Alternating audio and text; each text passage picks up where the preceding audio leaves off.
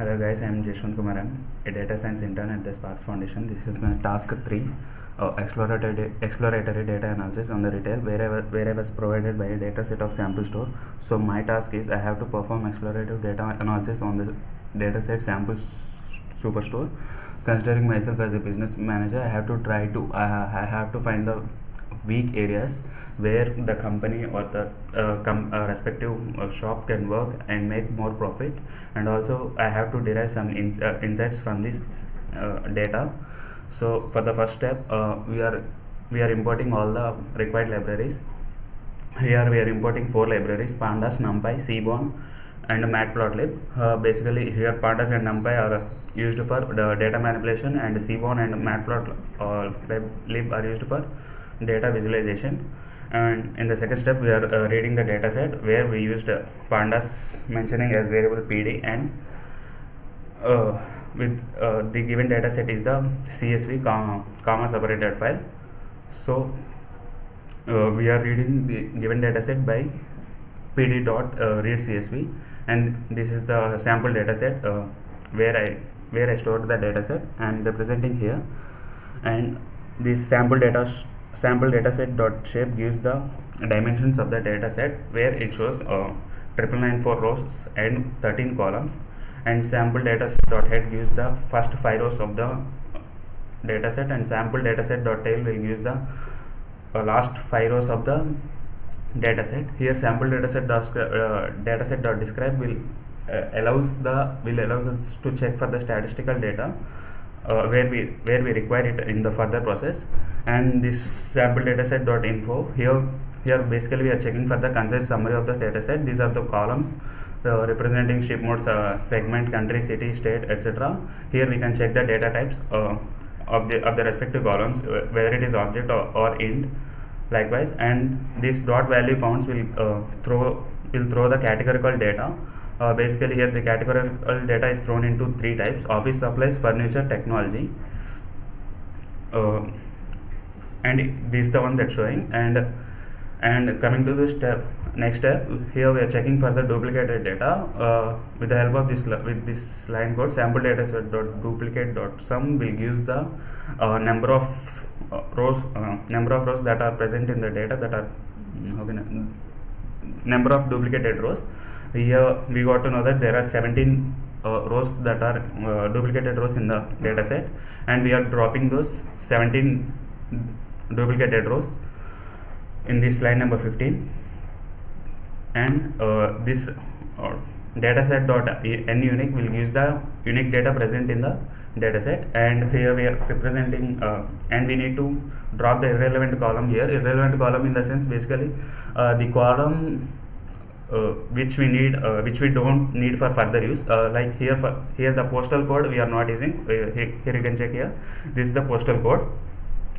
This postal code is not we are not using in further process, so I don't need it, so I am dropping it.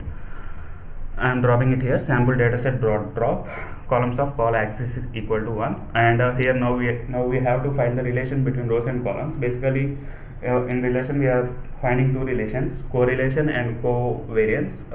Correlation in the sense we check whether the change in the value of one input variable will affect the output or not.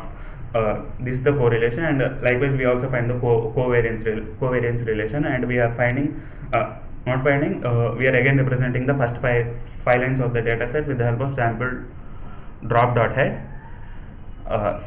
after finding the relations between the rows and columns. And coming to the data visualization part, this is the bar graph representing the category versus subcategory thrown into the 3 categories: furniture, office supplies and technologies. And if you can observe clearly here, the phones are fallen into the technology mode and technology domain, and the missions and copiers also fallen into the technology one. And these are the histograms representing the 4 variables: sales, quantity and discount and profit. And this dot value counts will offers the repeatable states in the data set. These are the repeatable states present in the data set. And with the help of this count plot, we are representing with this bar graph for the for the state, if you can observe clearly, here the California has the highest count of 2000, and the next has New York has the highest count around between 2000 to 1250, and this is the pie chart representing the subcategory. And here the binders have the highest value 15.2%, and this is the total profit and sales per subcategory. Here it is basically classified into accessories, applicants, art, binders, the one here pie chart representing. And this is the pie consumption pattern in the United States. And with the help of this count plot, we again represent the analysis based on this shipping mode, representing second class, standard class, and the first class, likewise same class also in the same day. And this is the subcategory. We are here representing the plotting pair for 4 variables: profit, discount, quantity, and sales, for 4 variables. And it also includes subcategorical variables like bookcases, labels, table storages.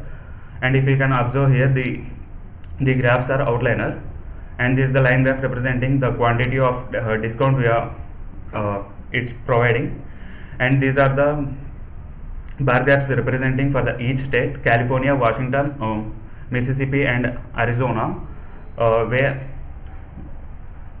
they are thrown into the respective categories for furniture and office supplies and technology. And basically finally we have to conclude. If we can observe the bar graphs, the graph data is much outliner, and from the above the data visualization we can see that states and categories where sales and profits are highest, we can concentrate on more those more things, and we can improvise them, which leads to the profit in not only in customer side and for also in the perspective of company side. Thank you.